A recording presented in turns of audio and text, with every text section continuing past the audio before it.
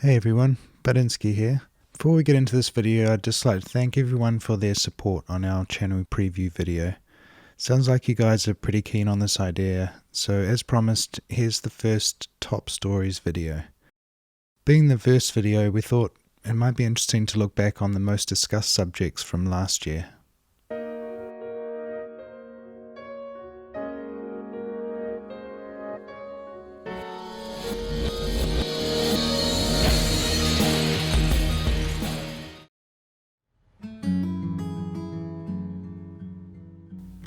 "2015 was a pretty big year for New Zealand's community. While the media obsessed over Kim.com and the Rugby World Cup, the Awake and Aware community was focused on the growing dangers of the TPPA and what it would mean for our sovereignty. The international media bombarded us with images of terror attacks and threats from ISIS.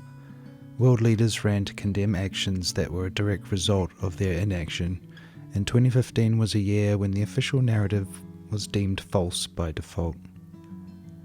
For the Awake and Aware community, 2015 was about uniting to support good causes, standing up and pushing back against those voices of division. So without further delay, here are the most discussed subjects in the Awake and Aware New Zealand Facebook group for 2015. Our first post reads, "Is there anybody in the Auckland area interested in meeting other like-minded individuals for a coffee, a drink, a game of pool, or whatever, just for a social meeting?"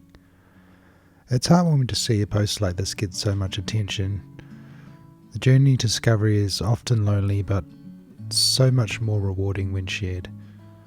This post not only resulted in new friendships, but also spawned regional Awake and Aware groups that could share and organise in their own communities.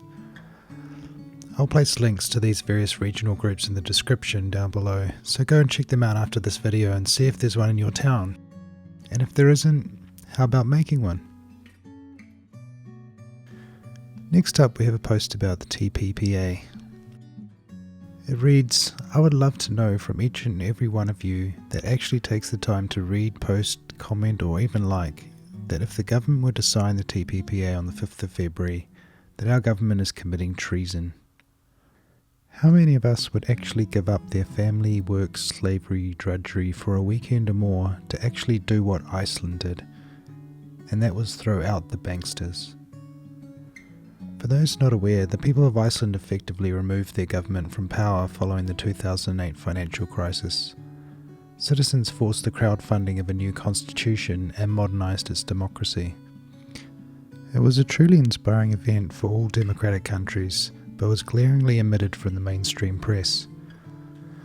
Some experts have even admitted that Iceland got it right by refusing to bail out banks and instead making arrests. Of course, we all know how the TPPA is going, and New Zealand was there in numbers to protest against this grab bag of special corporate rights. One of the largest protests in New Zealand's history eventually resulted in government and the media being forced to discuss it publicly. To all those who got out on the street, I salute you. The fight for real democracy continues. This next post is a subject that is always divisive and often results in prejudices being exposed.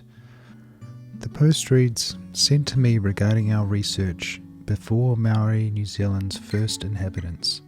Well, very interesting reading." This article relates to a study of pre-Maori civilizations in New Zealand. Controversial indeed, but to anyone who's read Graham Hancock or researched some of the hidden archaeology of our planet, this would not sound too unreasonable. I'm a strong believer that there have been lost civilizations on our planet, and if it turned out that New Zealand has one, it wouldn't erase the injustices of the past. It would, however, show us that our history is older and more mysterious than we know, and that we have the opportunity to discover it together. Our next topic is one that also upsets many, and for good reason. I saw the program and was absolutely sickened. I understand that bobby calves are a byproduct of the dairy industry, but there is absolutely no reason to abuse them in their only few days of life. Shameful, New Zealand, shameful. This is of course related to the mistreatment of bobby calves by a farm connected to New Zealand's dairy giant Fonterra. In a larger sense, this story is about the industrialised nature of modern farming and what happens when industrialised waste has a heartbeat and a will to live. I can't pretend to know the solution to this problem because I love animals, and I also understand that there are many farmers around New Zealand who are just as disgusted by these actions. Our next post is one of those gentle reminders that is oh so welcome in the Awake and Aware New Zealand group. The post simply says, let's raise the positive vibe, shall we? Name at least one thing you love about our home, Aotearoa, New Zealand. New Zealand is such a unique place and there is no shortage of reasons to love it. I think we need to remember that from time to time. This is one of the best places to live on the planet and we should always be grateful for that. This short example of comments shows some of the reasons why people love New Zealand and feel so strongly about protecting it. So those are the most discussed posts in Awake and Aware New Zealand for 2015. What do you guys think about these stories? Were you one of those people at the TPPA protests? Share your thoughts and experiences in the comments below. As a little bonus, we've also got 2 more posts. Firstly, the most liked post. This is a link to an article from the New Zealand Herald about drug testing police officers. And finally, the most shared post of 2015.